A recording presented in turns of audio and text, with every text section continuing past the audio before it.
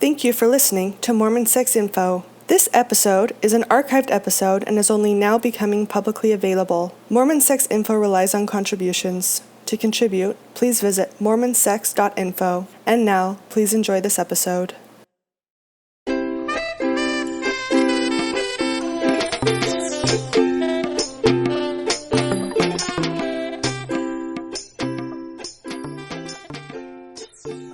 Hello, everybody. Welcome to Mormon Sex Info podcast. This is Natasha Helfer-Parker, and I am beyond thrilled to have kind of one of my personal heroes on the show today.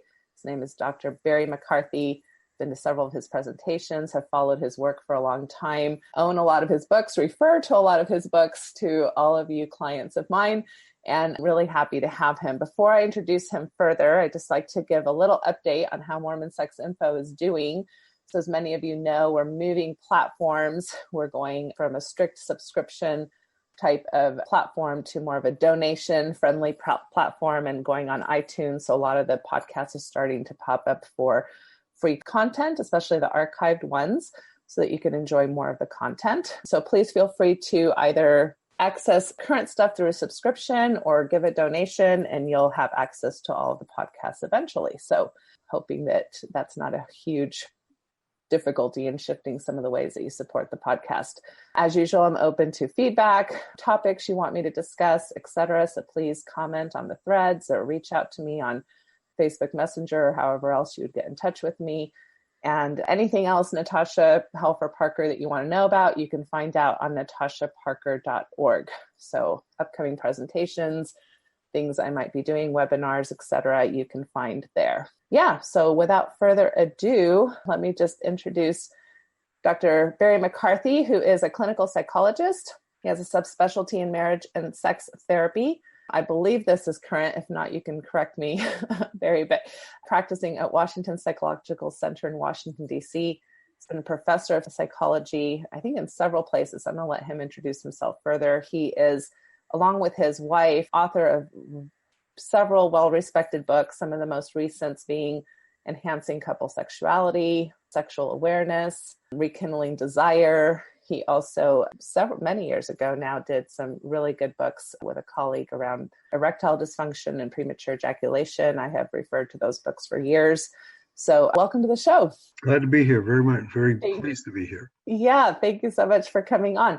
And please tell us a little bit more about yourself. So whatever I botched giving your bio, tell us more about what you're currently doing and what you're about. A couple of things that are interesting. I am now 75 years old. I still fly up to teach at American University one day a week. I teach an undergraduate human sexual behavior class.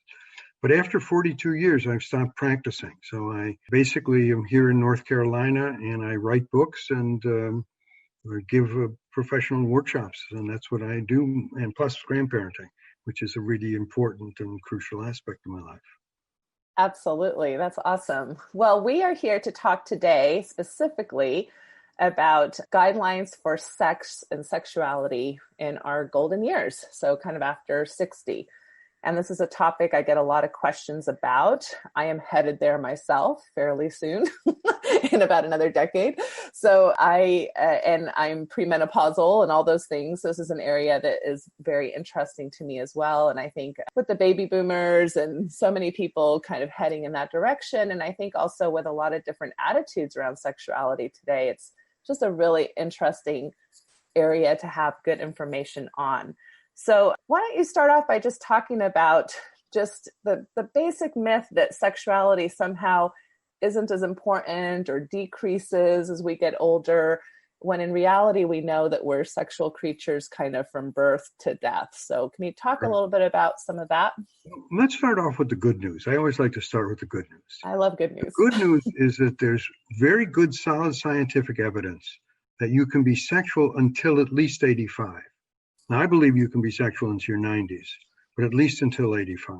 The second part of the good news is that all the good things about sexuality come to fruition with aging. That the thing that I like the best about talking about sex and aging is that it's the most human part of sexuality. That one of the things that people who continue to be sexual will say is that they're more satisfied with their sexual lives in their 60s, 70s, and 80s than they were in their 30s and 40s.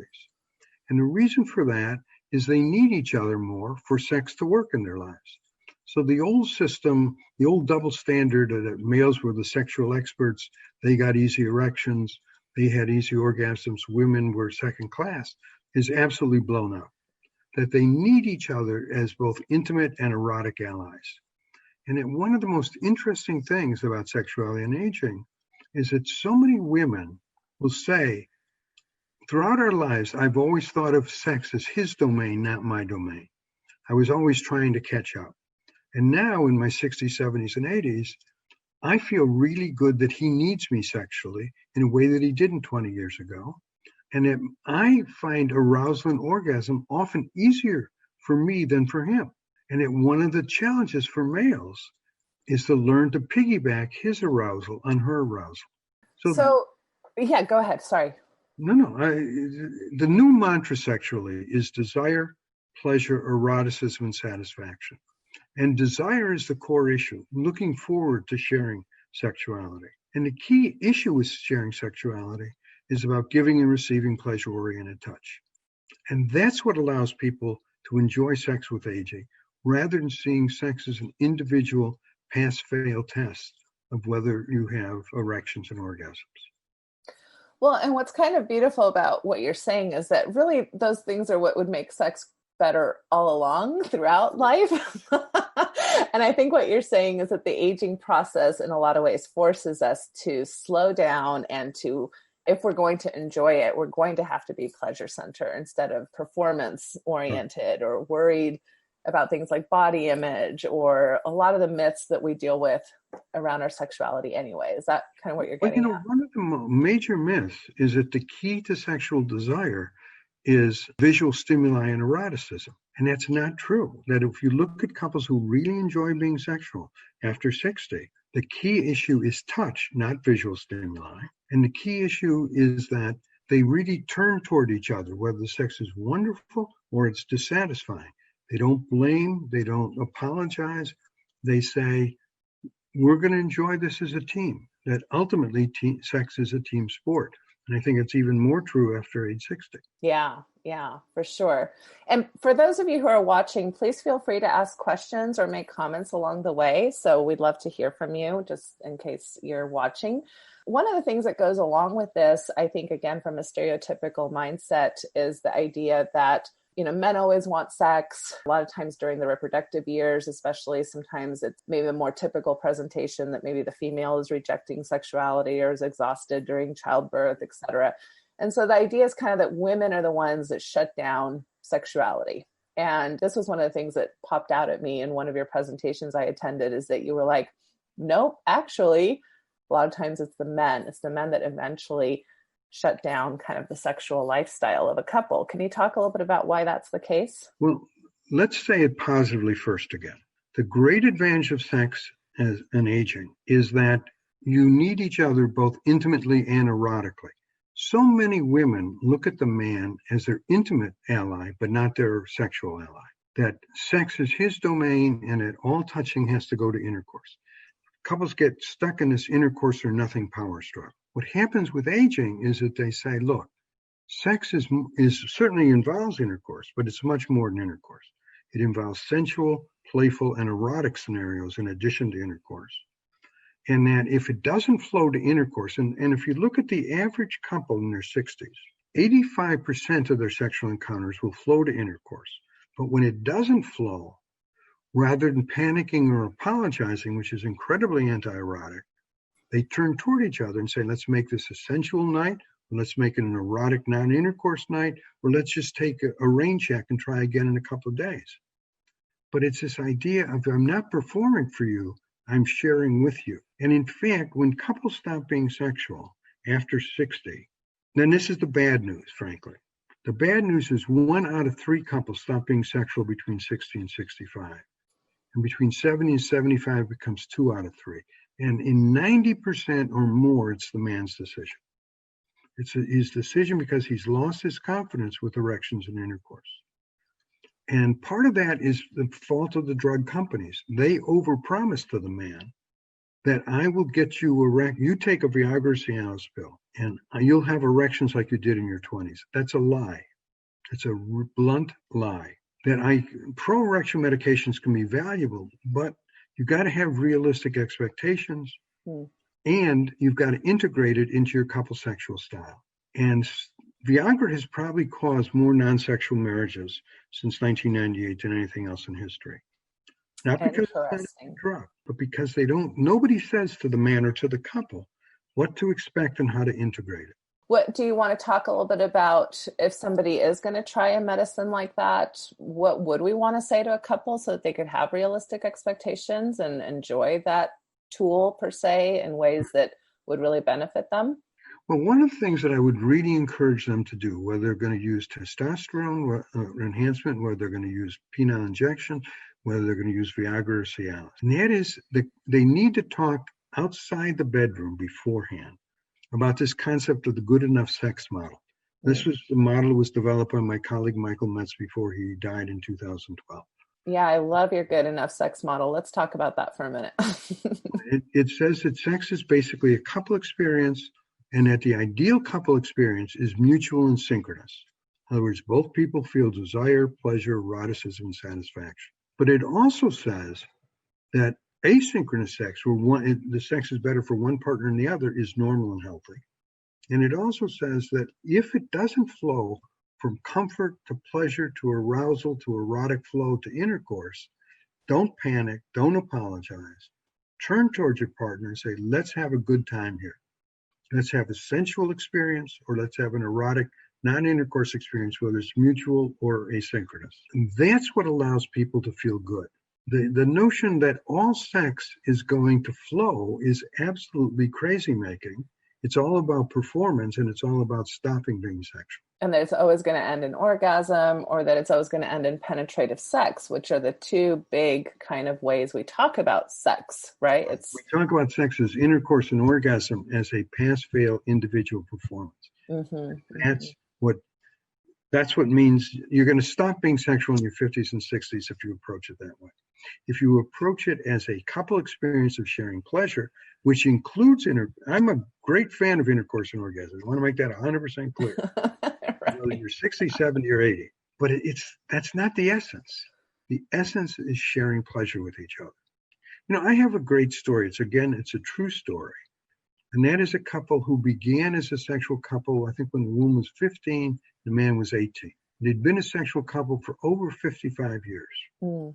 And one of the things the woman said to the man is, I enjoy having sex with you now in your 70s so much more than I did in our teen years and 20s. And at first that hurt his feelings. He said, how have I failed you? But she said, it isn't that you failed me. It is that you need me in a way that you didn't in your teens. In your teens, you had show-up erections. And now in your 60s and 70s, you have grown-up erections. And the other thing is, she said, I really like the fact that arousal and orgasm is easier for me, and you can piggyback your arousal and my arousal.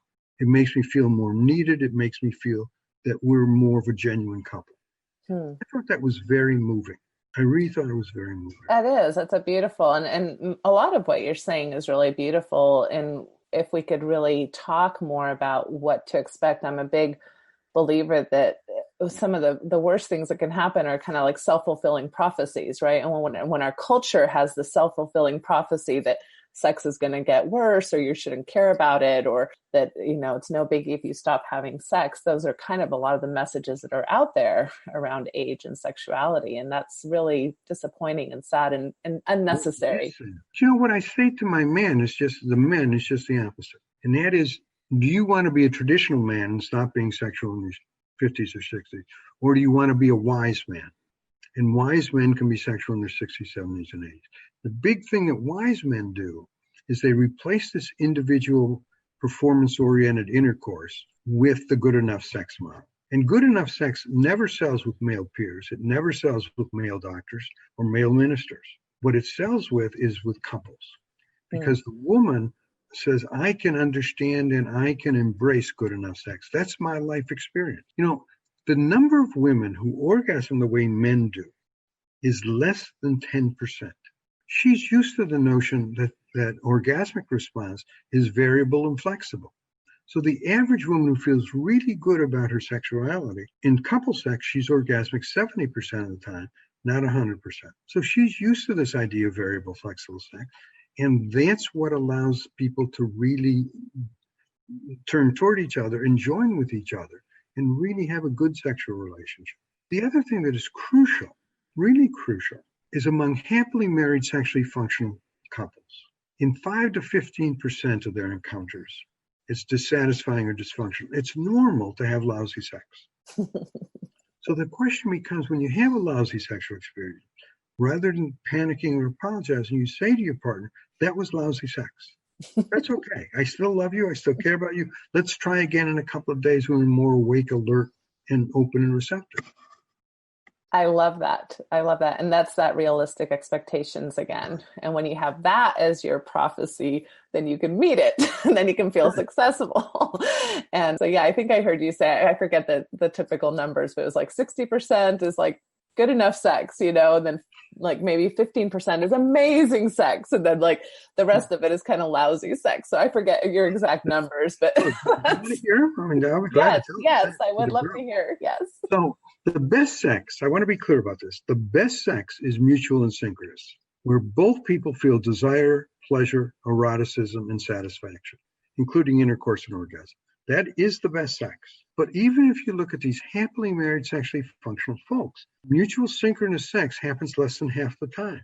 Most of the time, the sex is good, but it's asynchronous, better for one partner than the other. Well, the thing that's so interesting with aging is it's the opposite of what happens in your 20s and 30s, and that is that sex is often better for the woman than the man. And part of that is that it validates the idea of sensual, playful, and erotic touch, manual and oral stimulation, that sex is much more than intercourse, and that intercourse, penetrative sex, is not a pass-fail test. It's a hard sell, especially for doctors and male peers, but it's true. Mm-hmm. It really is true. Yeah, and everybody benefits from that. And it is interesting that, again, stereotypically you see that shift in aging. And if a woman has been okay with that for, the first 20 or 30 years of a relationship, you would hope that a man can step into being okay with that, in the next 20 to 30 years. Well, one of the things that I say to my male clients is that investing in this broad-based, flexible, good enough sex model is better for your well-being than putting $100,000 into retirement savings. It really makes a difference in your life. It really makes a difference in your relationship. It really makes a difference in your psychological well-being. I love that. It is. It's such a benefit for our health. Sex, being sexually active, being sexually engaged with ourselves, with our partners, really good for our health. Can you talk a little bit about, obviously there are some shifts and changes that are happening to our bodies, to the male, to the female. Can you talk a little bit, I know you're not a physician, but can you talk a little bit about maybe some of the things that people can expect to have be different as our bodies change and shift and go through the changes of aging? Sure. So we talk about this idea of a psychobiosocial model of understanding sexuality, not a biomedical model. And the big thing psychologically is desire and positive anticipation, in the sense that you deserve sex to work in your life. There's also extremely good biomedical news. And that one of the best parts of biomedical news is anything that's good for your physical body is good for your sexual body. And especially that's true of good sleeping patterns and good health behaviors. Mm-hmm. But one of the differences, the reason that there's not a lot of 40-year-old or much less 60-year-old professional athletes, is that your body is less of a performance machine, that your vascular system is still functional, but it's less efficient than it was in your 20s and 30s. So that part of what you have to get used to is this idea that you need to be open to pleasure-oriented touch, and that arousal is going to be slower and arousal is going to be more variable. The major reason why men fail at Viagra? I'd love to know. Is that as soon as he gets an erection, and if you think about arousal on a 10-point scale, 0 is neutral, 10 is orgasm, 5 is beginning arousal. As soon as he gets an erection, he rushes to intercourse because he's afraid he's going to lose it. Yeah. And one of the most valuable concepts is don't transition to intercourse until your subjective arousal is at least a 7 and ideal an 8 on that 10-point scale. So that you transition intercourse when you're into an erotic flow. The other suggestion that works with many, many couples is let the woman guide intromission rather than the man guide intromission. It allows him to stay involved with giving and receiving stimulation before and during intercourse and reduces his self-consciousness about the firmness of his erection. So it's an interesting example for males. The other thing that's really important with men is you can't have intercourse the way you did in your 20s, where you just do thrusting. That one of the most valuable concepts for both men and women is the idea of multiple stimulation during intercourse, both giving and receiving stimulation during intercourse. And the most common form of receiving stimulation for men is receiving testicle stimulation, as well as buttock stimulation, as well as kissing stimulation. For women, the most common receiving, far and away, is receiving clitoral stimulation, as well as buttock or anal stimulation, as well as breast stimulation. So it's the idea of giving and receiving, and that the other thing I think that's important with women is that you are going to lubricate differently than you did when you were in your 20s. So that you need to be comfortable and mindful with both intromission and kind of intercourse thrusting. That the old way of having intercourse and doing intercourse thrusting, man on top, short, rapid thrusting, usually is not that positive for people in their 60s, 70s, and 80s. That woman on top, side positions, sitting, kneeling positions, circular thrusting, longer, slower thrusting seems to work much, much better for couples. I love all of that. And especially this idea of intermission, right? Because I think a lot of times you have this idea that it's just supposed to be this upward slope to orgasm, right? And I also love the fact that you brought up kind of like a measurement scale, like knowing where you're at in the arousal pattern, right? So if 10 is like you're lose control and have an orgasm, that you can go from a 3 to a 6 to a 4 to a 7 to a 2, it doesn't have to be 1, 2, 3, 4. And I think that's what you're getting at when you. In fact, it isn't 1, 2, 3, 4. Right. The other thing that's really interesting, that is a very hard thing for people to accept, but once they accept it, they feel so much better, is the idea that subjective arousal, feeling turned on, is more important than objective arousal, lubrication and erection. That's so different than what they hear. It's so different than you see in porn videos. It's so different than the way the culture talks about it. But that's one of the best ways of really enjoying being sexual with aging. That says your feeling turned on is much more important than objective measures of arousal. Now, let me say one other thing that I think gets underestimated by everybody throughout their lives sexually, and that's the importance of afterplay. Afterplay is probably the most ignored part of sexuality, but it really does reinforce a sense of satisfaction, of turning toward each other as intimate and erotic friends, whether the sex was wonderful or it was mediocre. This idea that said, I'm glad we got together. Let's do it again. Yeah, that's such an important part. I agree, is the avoid the rollover response, right?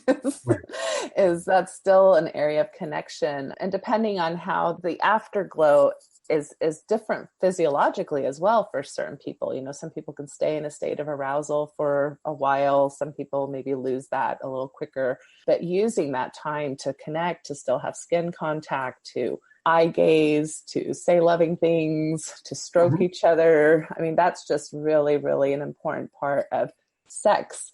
Because again, we don't want to define sex as just that intercourse part.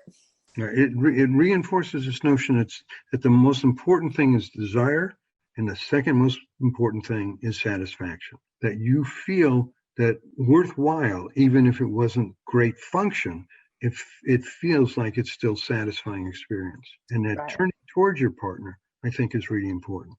Not apologizing, not blaming, which are incredibly anti-erotic. And oftentimes what couples will do, right? Not necessarily because they're mean or stupid, but because they're frustrated or sad. I talk a lot with my couples about meaning ruts, and a lot of times we get into either self-blame or couple blame, right? Partner blame. It's either your fault or it's my fault. And maybe it's just a shift in life and we have to figure it out differently. It doesn't have to be anybody's fault. Right. But do you know the absolute worst time to talk sex? During sex. During sex is also it's after a negative sexual experience. After a negative sexual activity. Yes. Something about being nude, lying down after a negative sexual experience, especially if you've been drinking, that brings out the worst in people. People say and do things. They apologize the next morning, but it really hangs in there. The best time to talk sex is either in a clinician's office or the day before being sexual, where you say to your partner, next time we're sexual, this is what I'd like to try. This would be something that'd really be fun for us. Where you make a request, not a demand. And the partner has a chance to say, that makes sense, I'd love to do it, or I like this part of it, but I don't like that part. But the partner also has a right to veto, to say, no, I don't want to do this.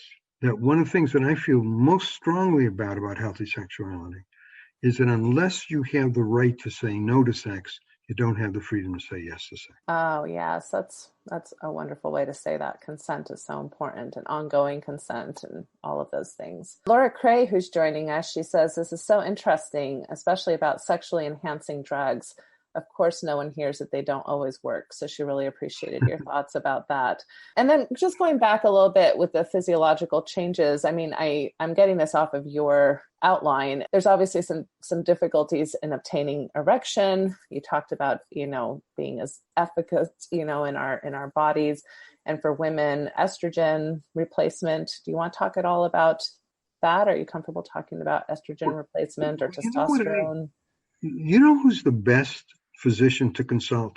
It is not a gynecologist or a urologist. The best physician is either your internist or an endocrinologist with a subspecialty in hormonal functioning. The endocrinologists who I like and respect really, really worry about the overuse of testosterone for both men and women. When there is no testosterone and testosterone enhancement under medical supervision is really very, very helpful. But going to the internet or going to a health store and getting oral testosterone, for most people, most of the time, is one of the worst things they can do to their body. So make sure that you're in good medical hands when you're talking about testosterone or estrogen replacement. And most estrogen is now given not systemically, but is given locally, and it seems to be much more effective for most women. But the thing I think that becomes important that I really, really suggest that you do, now your physician is not going to like this suggestion, but is to have a one-shot consultation as a couple with the internist or with the endocrinologist and say to them, we're not asking for sex therapy. We're asking how to be a better patient, whether we're talking about dealing with prostate cancer, dealing with breast cancer, dealing with diabetes, dealing with multiple sclerosis.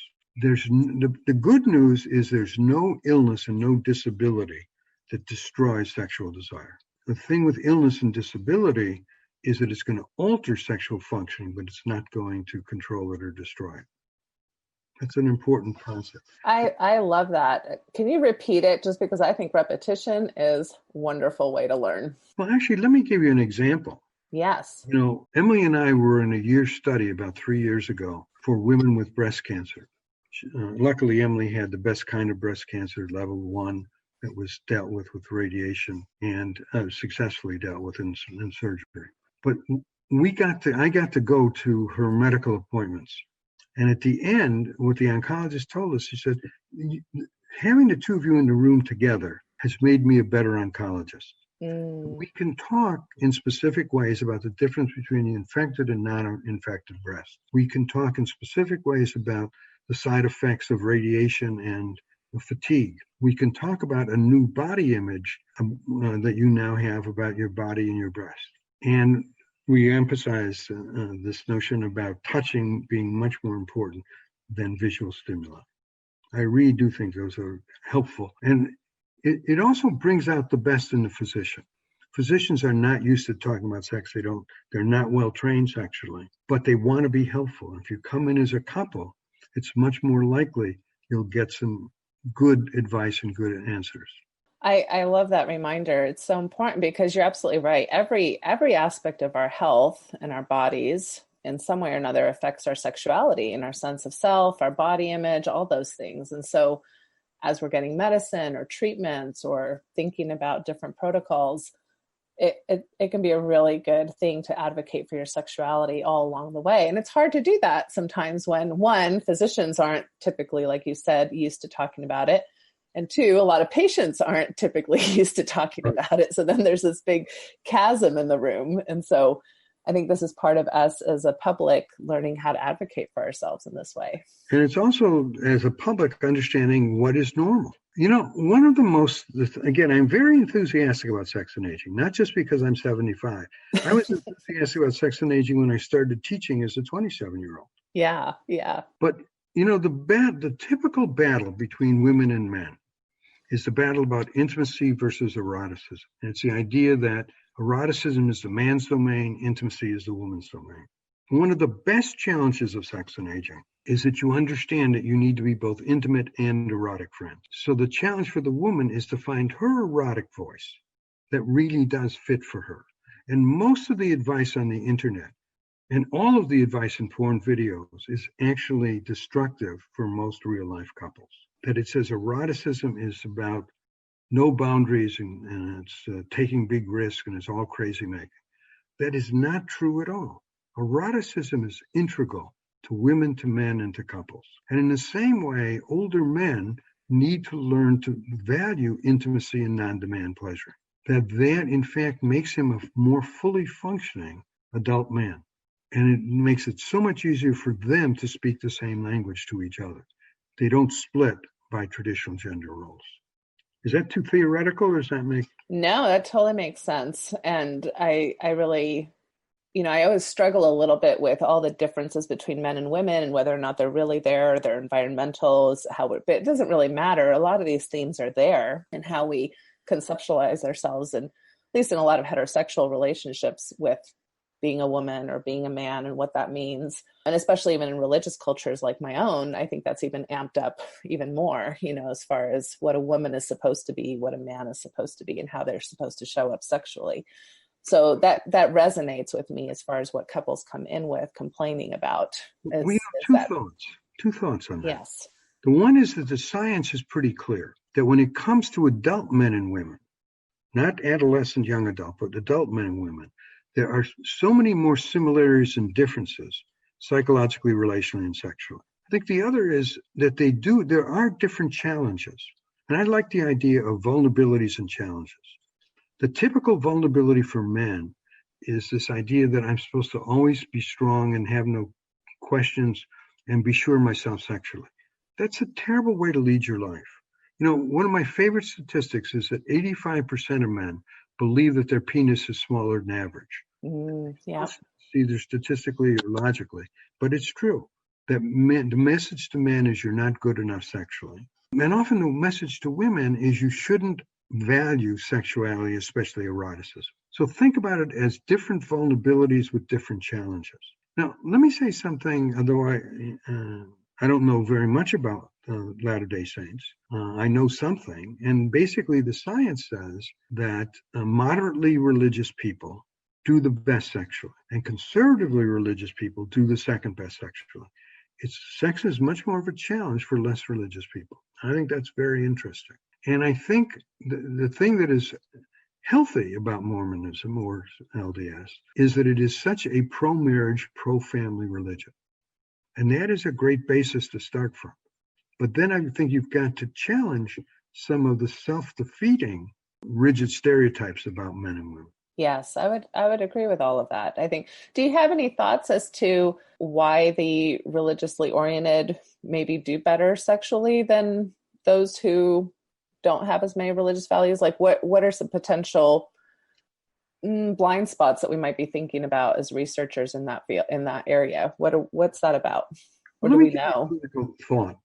And that is whether the person is LDS or the person is Baptist or the person is Roman Catholic or whatever, Orthodox Jewish, is to encourage them to have a one-shot free consultation with a minister or rabbi or imam of their religion. And all religions now are pro-sex and marriage. They argue about everything else, about abortion, about sexual orientation, but everybody's pro-sex and marriage. And there's something about a minister or a rabbi or a LDS bishop giving you permission to be sexual that is really powerful. I remember there was this, I never met the Catholic minister, but he sounded like he was a wonderful guy, and my clients absolutely loved him. Where the Catholic minister would say to them, God wants you to be sexual. That being sexual is like saying a prayer. It's a spiritual good deed to do. Mm-hmm. And they said, the nuns didn't teach me that in elementary school. And the Catholic minister would say, look, you're now an adult married Catholic. Catholics are the second most sexually functional religion in the United States. Get with the program. God wants you to enjoy intercourse and orgasms. That's really good permission giving, at least in my view. Yeah, and so to have somebody who represents kind of this theology that you're a part of to give permission to be sex positive in some ways can be very helpful for people who I think oftentimes, having grown up in the religion myself, we tend to get a lot of sex negative messages when we're teens, like when we're not supposed to be sexual. And so then when that carries over sometimes, right? And then I think what you're saying is having that permission can be very helpful. But part of that permission is the traditional permission of being an adult married person. Now, for people whose sexuality is different than the mainstream sexuality, that is more of a challenge. But still, I think there are ministers who will support your challenge. Right, yeah. That the way to think about healthy sexuality is it's this 15 to 20% role in your life. That's the way to think about it. Rather than something that destroys or subverts your life. Right, like it's an important piece. It's not the only piece. It's in its place with lots of other puzzle pieces of your life that make your existence satisfying, content, pleasurable. Right. This idea of this 15 to 20% role, that the role of sexuality, whether you're 30 or you're 70, is to energize your bond and allow you to feel desire and desirability. That's the core of healthy sexuality. One of the things that you talked about here is that the average frequency of sexual activity after 60 is once a week. And that one of your pieces of advice is to maintain a regular rhythm of sexual contact. So can you talk a little bit about why that's important and what type of, sexual contact you would recommend? I would recommend this broad-based sexual contact, sensual, playful, erotic, and intercourse. This idea that it's intercourse or nothing, I think, is so destructive. So when a couple say, when you have a whole bunch of alternatives, where you can say to your partner, let's have a great mutual intercourse experience. That's one option. Another option is let's make this a mutual sensual experience. Another option is let's do erotic non-intercourse sex, either taking turns or mutually. Another option is let me hold you while you stimulate yourself to orgasm, or let me pleasure you to orgasm. The more alternatives, the better off you are. And in my view, when I think about healthy sexuality after 60, it's being sexual at least every other week in some way, because it keeps alive that connection. If you're sexual like only once a month and it's intercourse or nothing, it just puts way too much pressure on you. It isn't really part of your life. Like Emily and I go swimming 2 to 5 times a week. It's part of our life. Being sexual, whether it's twice a week or being sexual 3 times a month, it's part of your life. When it becomes less than once a month, it isn't part of your life. And it becomes much too much of a self-conscious performance. And that's not good for you.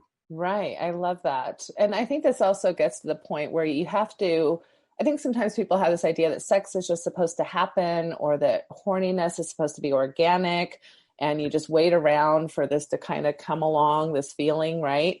Whereas I think when you say, well, we go swimming 3 times a week, you don't ask yourself, oh, body, are you just naturally wanting to go swimming? You go swimming. You've prioritized it, right? You know, one of the biggest differences at 60, 65 as opposed to 30, 35 is that the time that most people have learned to have sex is late at night. If you look at people who really feel good about their sex lives after 60, they seldom have sex late at night. You want to be sexual. I mean, one of the advantages for most people is you have more flexibility with aging. So you can be sexual before or after a nap. You can be sexual, you take a run and then have a shower. You can be sexual in the early evening. Sex is an appetizer before dinner. That you want to be more aware, awake, and not being worried about being interrupted by kids or phone calls. Take advantage of the good things about aging. Yeah, I love that. So it's intentionality and it's planning, and you're being very specific that if you're going longer than 2 weeks without some sexual type of energy between you, it's going to get harder. It's going to get more anxiety focused. It's going to be more pressured between you. There's nothing more anti-sexual than self-consciousness. Yeah. Let me say one other thing that I probably haven't emphasized enough. I've talked too much about men instead of about men and women. The most valuable concept in understanding female sexuality, whether at 30 or at 65, is this idea that it's first class, it's not inferior to male sexuality. And the major concept is called responsive female sexual desire. That what most men, now again, sexually, one size never fits all, but most men learn to function sexually autonomously. In other words, he feels desire, he gets an erection, he goes to intercourse in his first erection, and orgasms on his first erection. That's the typical male learning. Very, very few women function autonomously. For them, their experience of sex is intimate, interactive, variable, and flexible. And the female model is the one that really works with aging, so that it's perfectly normal for both men and women to begin an encounter at 0. And as you touched and are being touched, as you're aware of your own emotions and your partner's emotions, and you start feeling subjective arousal, that's when you feel desire. So responsive sexual desire is applicable to both men and women, and it's the most common way they feel desire. It isn't they feel desire and then they touch. It is that they touch and then they feel desire. That is such an important point, because that goes against kind of this myth that you're just supposed to be horny all the time, or that it happens naturally. Desire is a function. I mean, that can happen. You can get horny, but a lot of it is desire. A lot of desire is a function of relationality, and that as you engage, as you are willing, as you touch, as you pleasure, then desire kind of kicks in, and it can be really something wonderful. So it does take a certain level of willingness to see if that's going to happen. Right. And that, let me make a point that is really crucial. And that is what is healthy about asynchronous sex and what is unhealthy. What is healthy is that it's perfectly normal that the sexual experience is better for one partner than the other. What is unhealthy is when the asynchronous sex is at the expense of your partner or the expense of the relationship. And that goes back to this idea that you need to be able to veto things that don't work for you, or used to work 20 years ago but don't work now. And it frees you up to experience new things sexually. And that sense of the woman, especially the woman, being able to veto and trusting that her partner will honor her veto, really sets a good relational formation for pleasure-oriented sexuality. Well, and one thing that you talk a lot about is each person being responsible for their own desire, that and that goes against some of, I think, the gender stereotypes of how we're brought up, with women kind of waiting around to see if they're going to be pleasured. So I think an invitation also for many women is to initiate, like you're saying, to veto, to know themselves, to be an active participant. Do you want to speak about that particular aspect? Yeah, the thing that's fascinating is that the field of female sexuality has been totally revolutionized in the last 20 years. But somehow all those good learnings have not gotten into the culture. And one of those biggest learnings is this idea that you're responsible for your own desire and your own orgasm. It does not come from your partner. It's the total opposite of an R-rated movie. It's really the opposite in porn videos. The message in porn videos is the crazier the woman, the more erotic she is. That's not a healthy message for most women, or the great, great majority of women. The message that says you have a right to your sexual voice, including your erotic voice, is really an important message. And then the second important message is the idea that you turn towards your partner as both your intimate ally and your erotic ally. You know, in my clinical practice in Washington, I no longer, after 42 years, I retired from practice.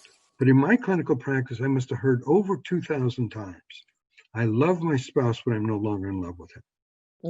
And what that's all about is she has de-eroticized him. She sees him as sexually, it's his domain, it's his rules. They're playing sex by his rules. And so she's de-eroticized him and de-eroticized herself. And that one of the challenges of learning to be sexual in your 60s, 70s, and 80s is to integrate intimacy and eroticism, both for yourself and for you as a couple. Yeah, I totally just say amen. I agree. I agree wholeheartedly.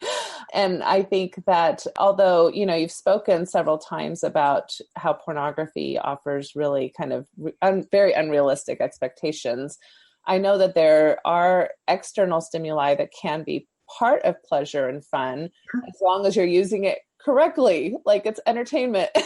It's not like a teaching tool. Well, there are couples who will watch videos together as foreplay.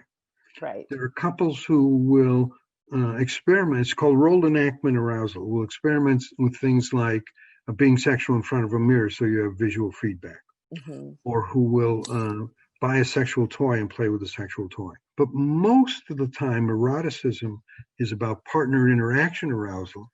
And you know, the other big change that happens with aging is self-entrancement arousal becomes much, much more common.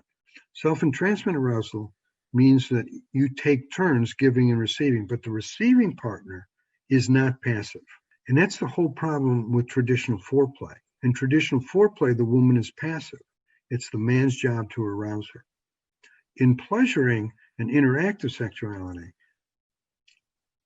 you both give and receive touching. And with self-entrancement arousal, you are active in that you're mindful, you're guiding your partner, but you're receiving. You're really letting yourself go and receive. But you can be interactive, I'm guessing, in what you're saying, and like sighing, moaning, moving their head if they're doing genital stimulation. If, like, you're still, even though you're focused on pleasuring, you're communicating, that's how you're participating. But again, in terms of nitty-gritty specifics, and again, if this is too much, stop me.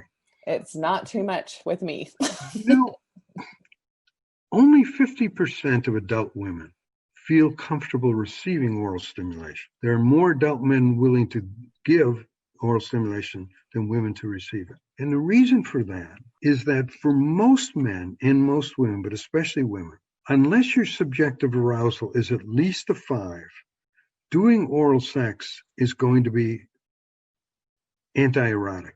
It's going to get you self-conscious because it's supposed to arouse you, but you're not aroused, and you're in your head, and what's wrong with me and what's wrong with my body. One of the most valuable concepts is don't do direct genital stimulation until your subjective arousal is at least a 5 and ideally a 6 or a 7. I'm so glad you brought that up. I think that's, again, so important to know because, again, you know, I think men are hearing a lot of the new information. Oh, okay, clitoral stimulation. That's what I need to do, right? And like you're saying, a lot of men are super willing. They want their wife or partner to be having a good time. So they immediately go to those areas. Whereas you're right, you need a certain level of like anticipatory arousal and different erogenous zones before you kind of hit, you know, the target per se. Well, let's be specific about clitoral stimulation. And that is, if your subjective arousal is a 2 or a 3, he can be doing the best technique he's ever read about in one of these sex magazines, and it's not going to have a positive effect on you. It's going to have the effect on you of being a spectator, of observing your response and saying, why aren't I responding?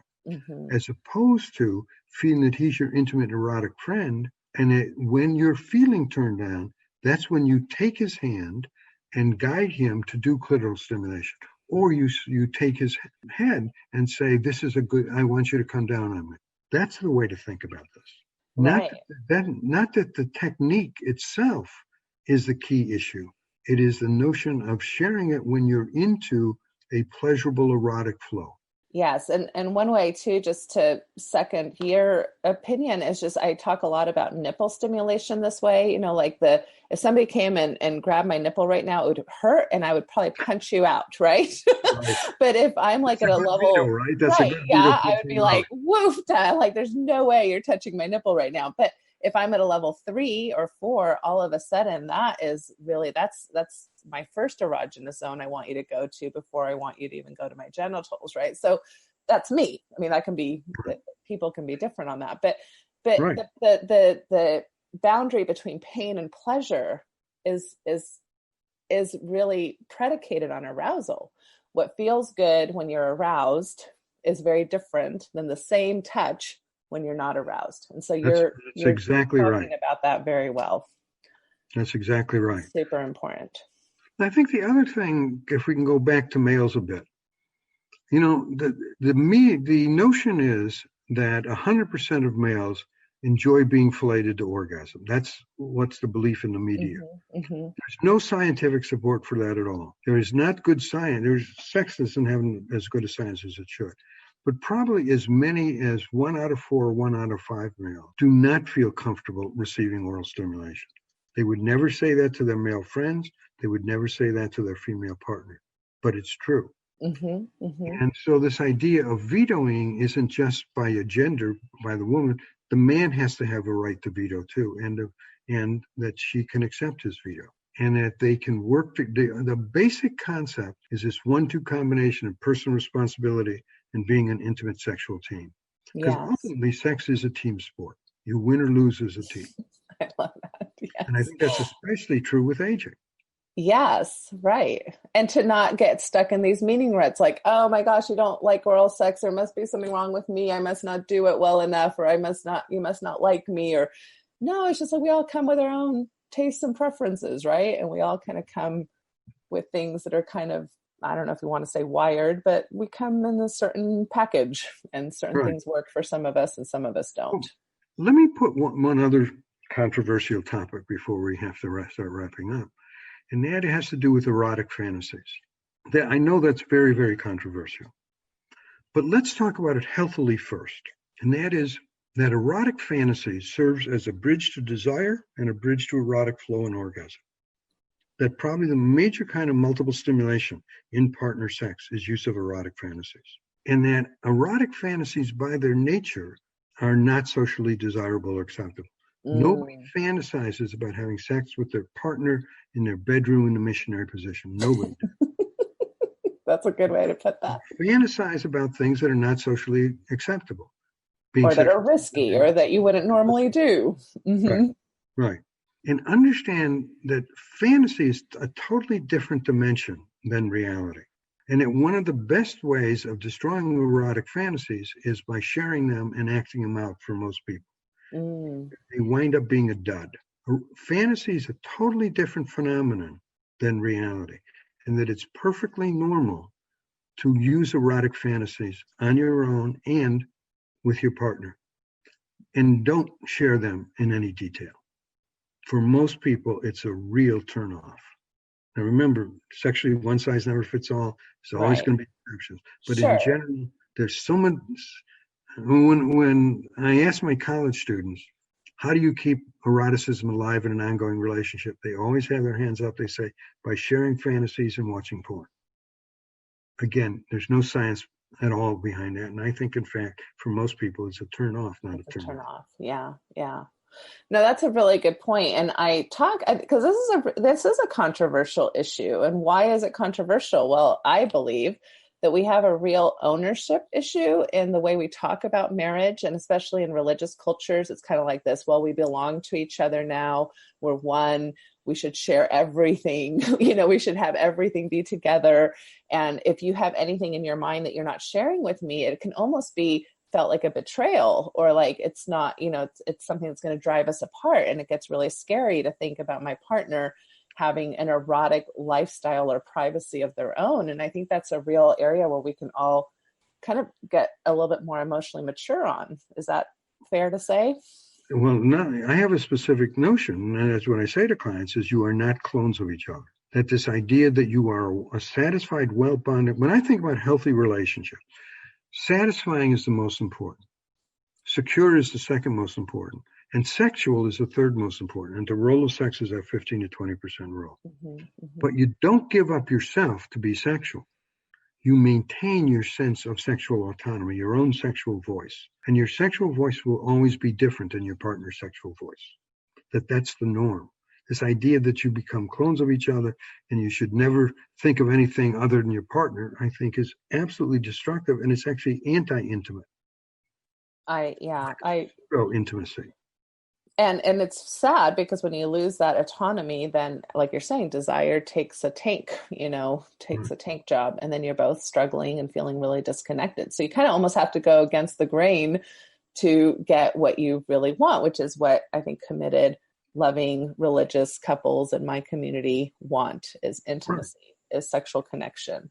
But what I would tell them is they want this combination, make it broader about intimacy, non-demand pleasuring, and finding erotic scenarios and techniques that really work for you. I love that. That's the name of the game. And I'm sorry? I was saying, one of the best messages in terms of the religious community is take advantage of the emphasis on a healthy relationship and a secure relationship, but also allow it to be a genuinely free sexual relationship. Love it. All right. I know we're at the end of our time. This has been wonderful. Do you have anything that you'd like to share that you feel I didn't ask you about, or that you're thinking, I would love to just make this one last point? But if there's one last point to make, it's this idea about the genuineness of sex in your 60s, 70s, and 80s. That it really is a more human experience. You need each other in a way you didn't 20 years ago. And that it's one of the best investments you can make in the quality of your life and aging is to keep this broad-based sexual relationship going. And if I hear you right, and many people that I've known, we've got the best sex yet to look forward to. So that's a very positive thing. That's right. I agree. Thank you, Dr. McCarthy. I really, really appreciate your time. I know it's super valuable, and this has been a treat for me for sure. So take care of yourself, and glad to hear that your wife is doing well with her treatment and the prognosis that she had. So for all of those of you who are listening, I hope you enjoyed this. I think you have just listened to some tremendous wisdom. I encourage you to listen to it again. I think there was a lot of things here that would be helpful to kind of make sure we really integrate into our thoughts and our ideas about how we're going to navigate a huge aspect of our lives. I mean, we're talking about like 4 decades here that most of us will be able to live through. So everybody have a great week, and we'll see you next time at Mormon Sex Info. Take care.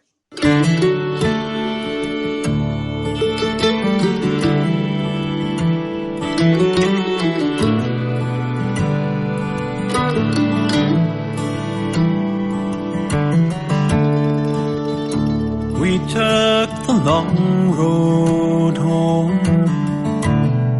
turned minutes into miles. And as the evening traveled on, the sunset bathed your smile. We stopped beneath the desert stars, wrapped in each other's arms. Was as simple as I love you, an ordinary, extraordinary truth.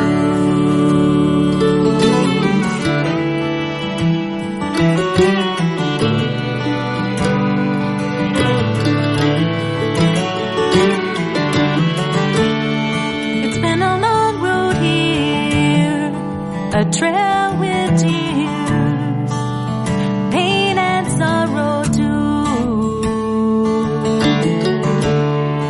But through every storm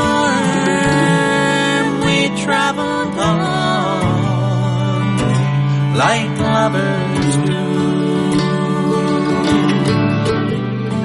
And if sometimes we fell apart, we always came back home was as simple as I love you.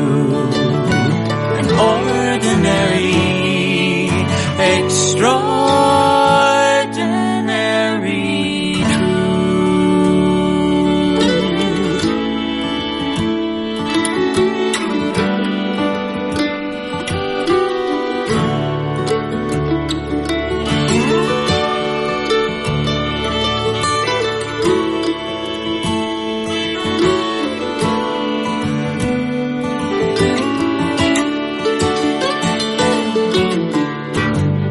Some people say love is blind and forever is too long.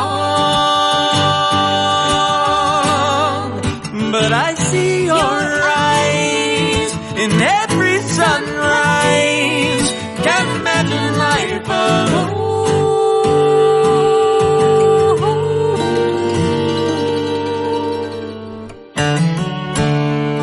Let's take a long road on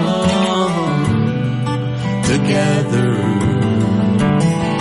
until we're gone. Want you by my side till the day I die and into the beyond.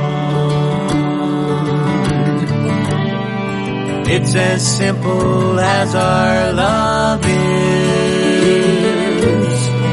That's how I wanna go, all wrapped up in the arms of our extraordinary. It's nothing hard.